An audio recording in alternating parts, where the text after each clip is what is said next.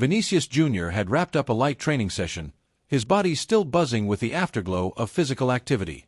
The day stretched before him with no pressing commitments, and for once, he relished the opportunity to move at his own pace. With a rare moment of leisure at hand, he decided to head to a high-end shopping mall in the city, looking for the perfect gift for his mother. As his car pulled into the valet area, he leaned back for a moment, adjusting his hoodie. He wasn't dressed to impress, just a simple black sweatshirt, designer sneakers, and comfortable jeans. He didn't need to flaunt anything. He was here for a quiet, casual shopping trip. Stepping out of the car, the subtle scent of polished marble and expensive perfume filled the air as he entered the grand lobby of the shopping mall. The place exuded wealth, shiny floors reflecting the overhead chandeliers, boutique storefronts displaying their latest collections, and a clientele adorned in tailored suits and elegant dresses. Vinícius took in the scene with ease, walking past the large digital displays and heading toward a luxury boutique. He didn't notice it at first, but a shadow moved in his periphery. A mall security guard, tall, dressed in a dark suit, and earpiece tucked neatly in his ear, stood near the entrance, his eyes trailing Vinícius as he walked. It wasn't outright aggression. It wasn't even a direct challenge. But there was something about the way the man's gaze lingered, something Vinícius had seen before. That look. The one that questioned why he was here. He shook off the thought and continued down the hall. Maybe he was imagining things. After all, it was a high-security place, and maybe the guard was just being thorough. Still, as he entered the first store, he couldn't shake the feeling that someone was still watching him. Vinícius stepped into the first boutique, a high-end designer store known for its exclusive collection. The scent of fine leather and expensive cologne filled the air, the soft lighting giving everything an aura of prestige. A well-dressed couple was being attended to by a sales associate near the glass display cases, their conversation light and cheerful. He walked toward a display of watches, admiring the craftsmanship of a particular model. It was elegant, sleek, something his mother would appreciate. A few seconds passed, and he expected a greeting, a simple, "Can I help you?" from one of the attendants. Nothing. Glancing up, he noticed the two employees nearby were still engaged with the other customers, their voices warm and accommodating. A few moments later, another man, dressed in a tailored suit, entered the store. Immediately, a different salesperson approached him, offering assistance with a friendly smile. Vinícius let out a slow breath. He had been standing there for well over a minute now, yet no one had acknowledged him. Calm down, don't assume. Maybe they're just busy. He shifted his weight and turned toward one of the available associates, making eye contact. That forced a reaction. The man straightened, walked over, but not with the same welcoming enthusiasm he had offered the last customer. "Looking for something specific?" the associate asked, his tone polite but distant. Vinícius motioned toward the watch. "Yeah, I'd like to see this one." The associate hesitated. It was subtle, almost imperceptible, but it was there. His eyes flickered over Vinícius' hoodie, his casual outfit. Then, with a tight smile, he responded, "This is one of our most exclusive models. Maybe I can show you something more accessible." A chill ran down Vinícius' spine. He had heard those words before. His lips pressed into a firm line as he maintained eye contact. "No. I want to see this one." The salesman hesitated again, but realizing there was no way around it, he reached into the case and carefully placed the watch on the velvet display. Vinícius picked it up, feeling its weight in his palm. "Nice piece," he said casually, pretending not to notice how the associate's gaze remained fixed on him, guarded, suspicious. And then, out of the corner of his eye, he spotted something, or rather, someone. The security guard. The same man who had been near the entrance was now positioned just outside the store. His stance relaxed, but his eyes unmistakably trained on Vinícius. A slow, sinking feeling settled in his chest. Vinícius set the watch back down on the velvet display with deliberate calm, though the weight in his chest had grown heavier. The salesman quickly locked the case, as if afraid the item might disappear the moment he turned his back. "Let me know if you need anything else," the man said, his tone perfunctory, already looking past Vinícius as if dismissing his presence entirely. Without another word, Vinícius turned and left the boutique, stepping back into the bright corridors of the mall. He didn't need to look around to know the security guard was still there. "Relax, it's probably nothing." But was it? As he walked past storefronts, he kept his movements natural, resisting the urge to turn his head sharply. Instead, he used the reflective surfaces of display windows to steal glances behind him. And there he was, the same security guard, maintaining a measured distance, pretending to be casual, but unmistakably shadowing him. Vinícius felt a rush of irritation pulse through him. He had experienced this before, the silent assumption that he didn't belong. It wasn't explicit. No one had stopped him. No one had accused him. And yet, his every step was being watched, monitored, evaluated as if he were some kind of threat. He decided to test it. Pivoting smoothly, he veered toward another store, this time a high-end sneaker boutique. As soon as he stepped inside, he moved to the back of the store, browsing the latest releases. A few moments later, through the store's glass entrance, he saw him again. The security guard was standing just outside, positioned so he had a clear line of sight inside. Vinícius exhaled slowly. Okay. So it's not a coincidence. Still, he wanted to be absolutely sure. He left the sneaker store and took a detour down a less crowded hallway of the mall, passing luxury home decor shops and art galleries. Every time he changed direction, every time he paused or hesitated, the guard adjusted as well. Vinícius clenched his jaw. I'm not imagining this.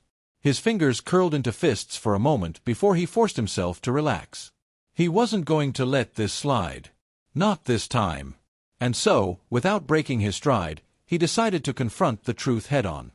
Vinícius Júnior walked with purpose, his mind already set on proving his suspicions correct. If they thought he didn't belong here, he would make them uncomfortable with their own assumptions. He turned into a luxury jewelry boutique, one of the most prestigious stores in the entire shopping mall. The moment he stepped inside, the atmosphere shifted. The store was nearly empty, save for two employees behind a long glass counter. One of them, a man in his 50s with slicked-back gray hair, immediately lifted his head. His expression didn't change, but his posture did. His eyes flickered, first to Vinícius' casual hoodie, then to the entrance of the store, where the security guard had now positioned himself just outside, watching closely. Vinícius walked to the nearest display, scanning the collection of luxury watches. He took his time, allowing the moment to stretch, feeling the silent tension that thickened the air. One of the salespeople, a younger man with neatly combed hair and a perfectly pressed suit, finally approached. "Can I help you?" His tone was hesitant, cautious. Vinícius kept his expression neutral. "Yeah, I'd like to see that one." He pointed to an elegant platinum timepiece, its sapphire crystal reflecting the overhead lighting. The salesman didn't move immediately. He hesitated. Then, with the same forced politeness, he said, "That's one of our most exclusive models." A pause. "Maybe I can show you something more accessible?" There it was. Vinícius felt the words settle inside him, familiar in their weight. He had money. He had fame. But none of it mattered when people like this still saw him as a question mark, a risk, a possible problem. His fingers curled into his palms, but his voice remained calm. "No. I want to see this one." The salesman hesitated again, then finally nodded, moving stiffly to retrieve the watch from the locked display. He placed it on a black velvet mat, carefully sliding it toward Vinícius, as if expecting him to mishandle it. Vinícius picked it up, rolling the weight of the timepiece in his palm, appreciating the craftsmanship. It wasn't about the watch anymore. It was about something bigger. And then, in his peripheral vision, he saw movement. The security guard was inside the store now. Not outside. Not casually watching from a distance. He had stepped in, positioning himself near the entrance, arms crossed, face impassive. As if he were waiting for something to happen. As if he were waiting for Vinícius to do something wrong. A slow, simmering anger burned in Vinícius' chest. He placed the watch down carefully, then turned his head, locking eyes with the guard. He wasn't going to let this slide. For a moment, neither of them moved. Vinícius Júnior held the security guard's gaze, unflinching, while the air in the boutique grew thick with unspoken tension. The guard didn't say a word. He didn't need to. His presence alone was the message. "I'm watching you." The salesman, still standing behind the glass counter, shifted uncomfortably. He had noticed the interaction but chose to ignore it, pretending to rearrange some of the watches inside the display. Vinícius exhaled slowly, controlling the rising frustration in his chest. Not yet. Not here. He turned back to the salesman. I'll think about it, he said, his voice casual, as if the scene unfolding wasn't affecting him. He knew better than to let them see how deep the cut was. The salesman nodded stiffly, looking almost relieved that Vinícius wasn't making a purchase. Of course, sir. Vinícius walked out of the store, moving at a deliberate pace. He wasn't going to rush, wasn't going to slink away like a thief, wasn't going to let them have that satisfaction. But the moment he stepped back into the mall's main corridor, the guard followed. Not even subtle anymore. Vinícius felt his jaw tighten. That was it. That was all the proof he needed. This wasn't about routine security. It wasn't about customer safety. It was about him. Because if he had been dressed differently, if his skin had been lighter, if he had walked into that store in a tailored suit, none of this would have happened. His chest rose and fell as he walked, his mind racing. How many times had this happened to people without a voice? How many times had someone like him been humiliated in a place like this and just swallowed the anger because they knew no one would believe them? Not this time. He needed to be sure, to push the situation until the truth became undeniable. Vinícius adjusted his hoodie and changed direction abruptly, stepping into another store. If the guard followed him again, then there would be no more doubts. He was being hunted. Vinícius Júnior walked into the next store, a boutique specializing in designer sneakers. The layout was open, minimalist, with sleek white walls and shelves displaying limited-edition footwear like art pieces. Soft music played in the background, and a few customers browsed casually. He didn't hesitate. He moved with purpose, running his fingers over a pair of high-top sneakers, examining the stitching, pretending to be absorbed in the craftsmanship. But in reality, his focus was elsewhere, on the entrance, on the reflection in the glass display in front of him. And there it was. The security guard stepped in. No hesitation. No pretense. He entered the store after him. The realization hit like a punch to the stomach. They weren't even trying to hide it anymore. Vinícius took a slow breath, forcing himself to stay calm. Not yet. Instead, he played along. He moved deeper into the store, passing by another display, his fingers brushing over a different sneaker model. The guard followed at a careful distance, his movements measured, pretending to be just another staff member scanning the store. Vinícius turned slightly, pretending to examine a pair of shoes near the fitting area, and suddenly locked eyes with him. This time, he didn't look away. Neither did the guard. For a moment, they stood in silent confrontation. Vinícius tilted his head slightly, his expression unreadable. Then, finally, he spoke. Loud enough for the customers nearby to hear. You following me for a reason? A sharp silence fell over the boutique. A store employee glanced between them, suddenly alert. Two other customers, a young couple, paused their browsing, their curiosity piqued. The security guard's jaw tightened. His response was careful, measured. Just making sure everything's in order, sir.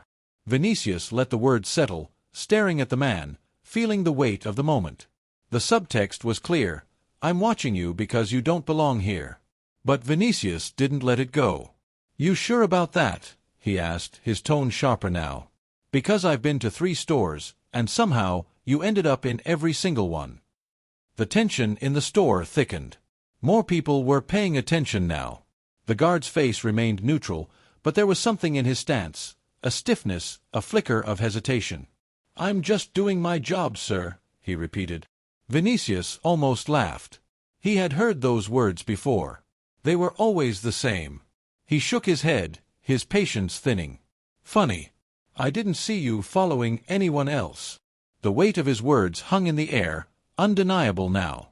The young couple who had been watching exchanged glances, realizing what was happening. The employee behind the counter looked uncomfortable, and the security guard, for the first time, looked unsure. But it wasn't enough. Not yet. Vinícius reached into his pocket, pulled out his phone, and started recording. The moment Vinícius Júnior raised his phone, the atmosphere inside the boutique shifted. The silence was no longer just awkward, it was heavy, thick with anticipation. The security guard's expression barely changed, but Vinícius could see it. The hesitation. the flicker of discomfort. The awareness that things had just escalated in a way he wasn't prepared for. The camera lens was pointed directly at him now. Vinícius' voice was calm, but firm. "So, you're just doing your job, right?" The guard straightened his stance, suddenly more aware of his posture. "That's right, sir." Vinícius nodded slowly, adjusting the angle of the recording. "All right, then. Let's clear something up." His tone didn't waver, but there was steel underneath it. "You've been following me since I got here. Store after store. I walk in, you walk in. I leave, you leave." He tilted his head. "So tell me, is that part of your job? Or is it just me you're following?" The words landed. More people in the store were watching now. Employees had stopped what they were doing. A middle-aged man near the counter whispered something to his wife. Vinícius waited. The security guard didn't answer. For the first time, he looked unsure of what to say. The tension expanded, stretching out between them like an invisible rope being pulled tighter and tighter. Then, finally, the guard opened his mouth. "We monitor all customers for security purposes," he said, his voice too controlled, too rehearsed. Vinícius let out a sharp breath. There it was. "So you're telling me," he said, voice unwavering, "that every person in this store, everyone in this mall, is getting the same level of monitoring as me?" Another pause. The guard shifted. The store was so quiet now that even the hum of the air conditioning felt loud. Vinícius turned his phone slightly, angling it toward the other customers. "Anyone else here get followed by security?" No one spoke. But their expressions said enough. A young woman near the fitting area looked down, uncomfortable. The middle-aged man shook his head slightly, his wife crossing her arms. The employee behind the counter swallowed, casting a glance at his manager. No one had been followed. Just him. Vinícius turned the phone back toward the security guard. "So." The man's jaw tightened. His hand flexed near his side, fingers curling into his palm. He had no way out. No excuse. No scripted line to get him off the hook. And the worst part? The camera was still rolling. This moment was now bigger than just the two of them. Vinícius could end it right here. He could walk away, leave it as another personal frustration, another private battle that he swallowed because it was easier. He could make sure no one could ignore it. He already knew his decision. Vinícius looked straight into the camera. And with deliberate clarity, he spoke the words that would ignite everything. "Being black and rich is still a crime for some people. And today, I just proved it." Vinícius Júnior lowered his phone, but the moment was far from over. The weight of what had just happened hung in the air, pressing down on everyone inside the store. The security guard shifted uncomfortably, his face a mix of unease and defensiveness. He knew this wasn't going to stay contained. Vinícius didn't need to say another word. He simply turned, walked past the stunned employees, and exited the store with the same steady, deliberate pace he had entered with. But this time, he didn't glance back. He knew he didn't need to. The damage had already been done. Outside, the luxury shopping mall felt different now. Not because it had changed, but because he had made sure everyone saw what had been there all along. He walked straight to his car, heart still pounding with a rush of adrenaline, but his mind already focused. He unlocked his phone, opened his social media, and posted the video without hesitation. Caption: "Being black and rich is still a crime for some people. Until when?" No hashtags. No explanation. Just the raw footage and the truth laid bare. Then, he put his phone away, started the engine, and drove home. He didn't have to wait long. By the time Vinícius pulled into his driveway, his phone was exploding with notifications. His name was trending, the numbers rising by the second. Thousands of likes.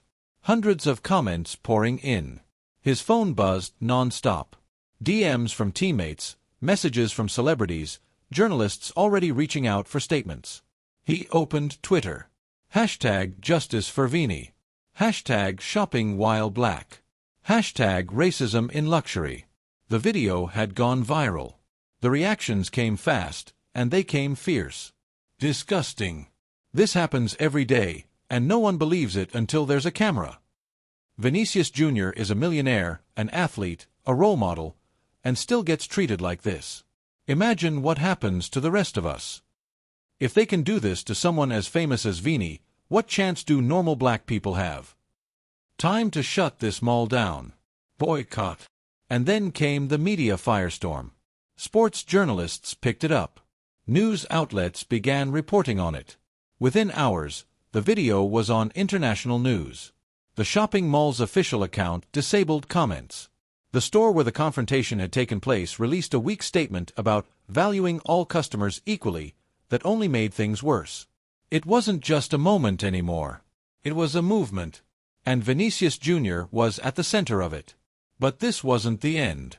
Not yet. By the next morning, the world had already taken sides. The video had racked up millions of views, and news outlets were dissecting every second of the footage. Pundits debated on live television, some calling it a disgrace, others trying to downplay the situation with the usual tired arguments.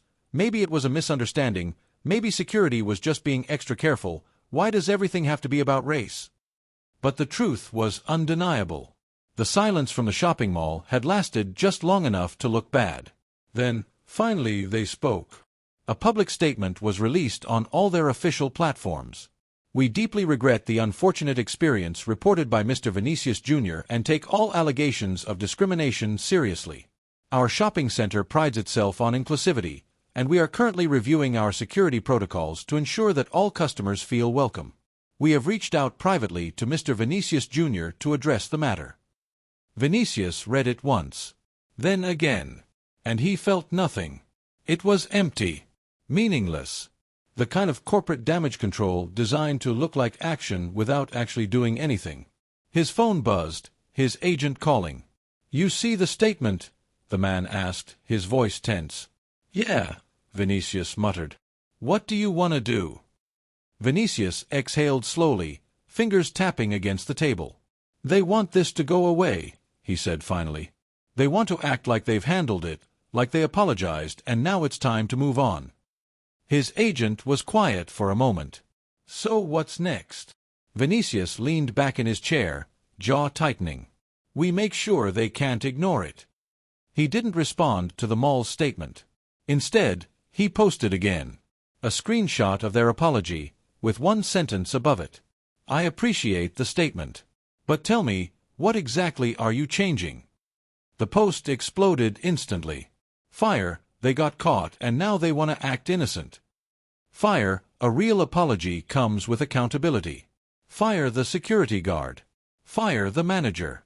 "Prove you care." "Fire, we're done with places that protect racism." "Boycott." Celebrities chimed in. Other athletes. Influencers. The pressure didn't die down. If anything, it got worse. By that evening, the shopping mall was trending again, but this time for a different reason. People had started protesting. The protests started small. A few people standing outside the mall holding signs, some chanting, others simply standing in silent defiance. By midday, it had tripled in size. News cameras arrived. Journalists streamed live footage. Activists, students, families, even fellow athletes joined in. Signs reading "Being black is not a crime," "Enough is enough," and "Racism won't be ignored" filled the air. Security was overwhelmed. The mall had never seen anything like this. And it wasn't stopping. Vinícius Jr. sat at home, watching it all unfold on his phone. He had spent his entire life in the spotlight, but this felt different. This wasn't about him anymore. It was about every black man who had ever been followed in a store. About every woman who had been questioned at a luxury counter. About every kid who had been told, "You don't belong here." And they were watching. His DMs were filled with stories. People who had been humiliated, ignored, treated as criminals for existing. This wasn't just a moment. It was a reckoning. And it was time to speak. He picked up his phone and went live. His face appeared on millions of screens around the world. He didn't have a script. He didn't need one. "This isn't about one security guard," he said. "It's about a system that makes people assume I'm a problem before I even open my mouth." He looked directly into the camera. "And if this happens to me, with all my privilege, all my money, imagine what happens to the people who don't have a voice." The chat exploded. Thousands of comments flooding in. Fire, speak your truth. Fire, this is bigger than football. We're with you. Fire, this fight is our fight. Vinícius nodded, reading their words, feeling the power in them. This conversation doesn't end today, he said. We don't let them sweep it under the rug. We keep going. He took a breath, his voice steady, his message clear. We don't stop until real change happens. And this time, the world was listening.